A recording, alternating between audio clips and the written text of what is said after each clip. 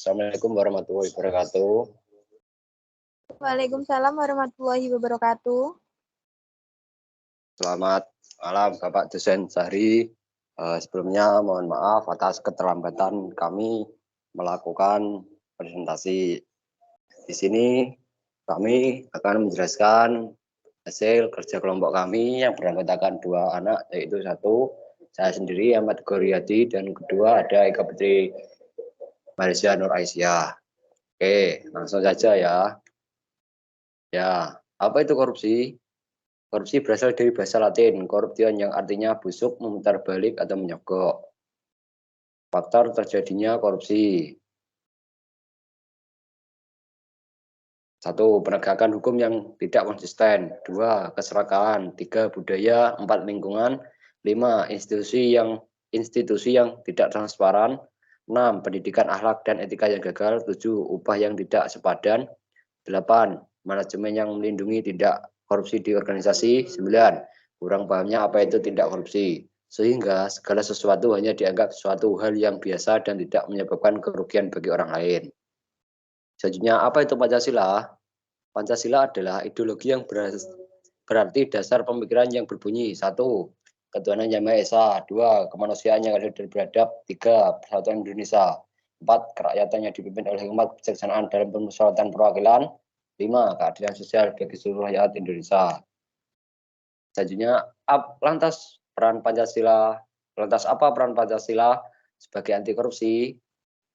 Yaitu pertama, kalau kita berpegang pada Pancasila, sila pertama mengartikan bahwa kita adalah bangsa yang beragama. Lalu, apakah orang yang memang berpegang pada agamanya akan melakukan tindak korupsi? Yang kedua, pada sila kedua diajarkan untuk bersikap adil dan beradab. Di manakah sikap adil kita jika melakukan korupsi? Bukankah itu mengambil hak saudaramu? Dan bisakah mereka yang melakukan korupsi disebut sebagai manusia yang beradab? Selanjutnya akan dijelaskan oleh Mbak Eka Putri Malaysia. Monggo. Baik, untuk poin yang ketiga, pada sila 3 diajarkan agar kita memiliki rasa persatuan. Tidakkah menjadi orang egois dengan mementingkan diri sendiri di saat banyak rakyat miskin yang kesusahan. Di sila keempat, pemerintahan juga dituntut untuk bijaksana dan permusyawaratan perwakilan. Di sila yang kelima, diajarkan untuk memiliki rasa keadilan sosial sehingga ada rasa empati pada orang yang kekurangan.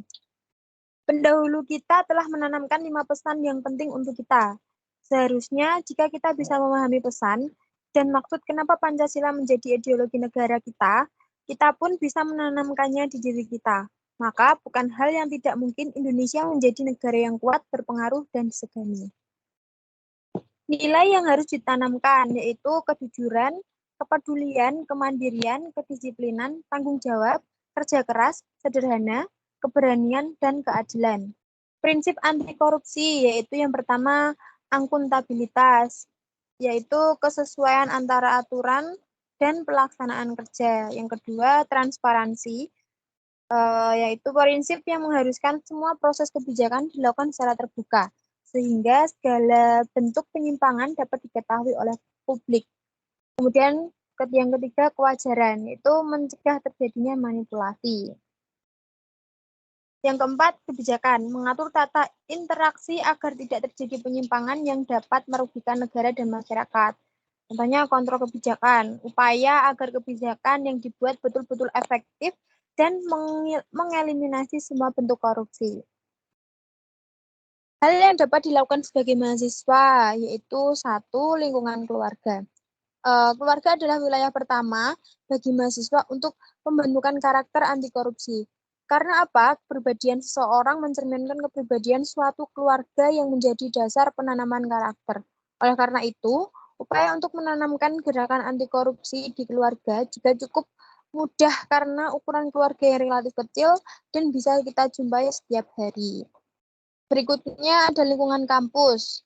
Keterlibatan mahasiswa dalam gerakan anti korupsi di lingkungan kampus dapat dibagi ke dalam 2 wilayah, yaitu untuk konteks individu. Seorang mahasiswa diharapkan dapat mencegah agar dirinya sendiri untuk tidak korupsi. Sedangkan untuk komunitas, seorang mahasiswa dapat berperan dengan baik dalam gerakan anti korupsi.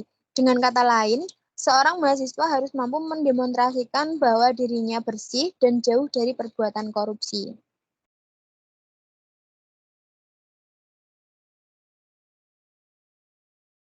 Kemudian ada juga lingkungan masyarakat. Peran mahasiswa dalam upaya menerapkan gerakan anti korupsi di lingkungan masyarakat dilakukan dengan melakukan pendekatan kepada setiap elemen masyarakat dan semua tingkat masyarakat mulai dari masyarakat biasa hingga konglomerat. Hal ini dilakukan dengan melakukan sosialisasi dan kampanye mengenai seluk-beluk korupsi dan menanamkan budaya anti korupsi kepada masyarakat.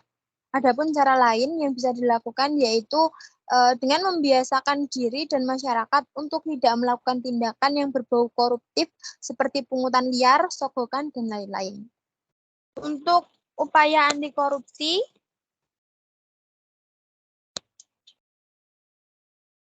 yang pertama, pembentukan lembaga anti korupsi. Yaitu salah satu cara untuk memberantas korupsi adalah dengan membentuk lembaga yang independen, yang khusus menangani korupsi. Di Indonesia yang telah dibentuk adalah KPK atau Komisi Pemberantasan Korupsi. Yang kedua, pencegahan sosial dan pemberdayaan masyarakat. Salah satu upaya pemberantasan korupsi adalah memberi hak pada masyarakat untuk mendapatkan akses terhadap informasi atau access to information. Ada juga isu mengenai public awareness atau kesadaran serta kepedulian publik terhadap bahaya korupsi dan isu pemberdayaan masyarakat adalah salah satu bagian yang sangat penting dari upaya pemberantasan korupsi. Kemudian ada juga salah satu cara untuk ikut memberdayakan masyarakat dalam mencegah dan memberantas korupsi adalah dengan menyediakan sarana bagi masyarakat untuk melaporkan kasus korupsi. Kemudian lembaga swadaya masyarakat atau LSM, baik tingkat lokal maupun internasional, juga memiliki peranan penting. Sama seperti pers yang bebas, LSM memiliki fungsi untuk melakukan pengawasan atas perilaku pejabat publik. Yang ketiga, pengembangan dan pembuatan berbagai instrumen hukum yang mendukung, mencegah, dan memberantas korupsi. Berbagai peraturan perundang-undangan atau instrumen hukum lain perlu dikembangkan. Salah satu peraturan perundang-undangan yang harus ada untuk mendukung pemberantasan korupsi adalah Undang-Undang Tindak Pidana Money Laundering atau pencucian uang untuk melindungi saksi dan korban tingkat pidana korupsi. Perlu instrumen hukum berupa Undang-Undang Perlindungan Saksi dan Korban. Selain itu, untuk mendukung pemerintahan yang bersih, perlu instrumen kode etik atau Code of Conduct yang ditujukan untuk semua pejabat publik, baik pejabat eksekutif, legislatif, maupun Code of Conduct. Bagi aparat lembaga peradilan, ada kepolisian, kejaksaan, dan pengadilan. Kemudian yang keempat, monitoring dan evaluasi. Ada satu hal penting lagi yang harus dilakukan dalam rangka mensukseskan pemberantasan korupsi, yakni melakukan monitoring dan evaluasi. Dengan melakukan monitoring dan evaluasi, dapat dilihat strategi atau program yang sukses dan yang gagal. Untuk strategi atau program yang sukses sebaiknya dilanjutkan. Untuk yang gagal harus dicari penyebabnya. Baik, sekian itu presentasi dari kami. Mohon maaf jika ada kata-kata yang kurang berkenan. Saya kembalikan ke moderator. Terima kasih untuk Mbak Eka Putri Maresa sudah memberikan kejelasan. Mungkin cukup itu saja Pak yang dapat kami sampaikan. Ada kurang dan lebihnya kami mohon maaf sebesar-besarnya. Saya akhiri, wabillahi taufiq wal hidayah, Wassalamualaikum warahmatullahi wabarakatuh. Waalaikumsalam warahmatullahi wabarakatuh.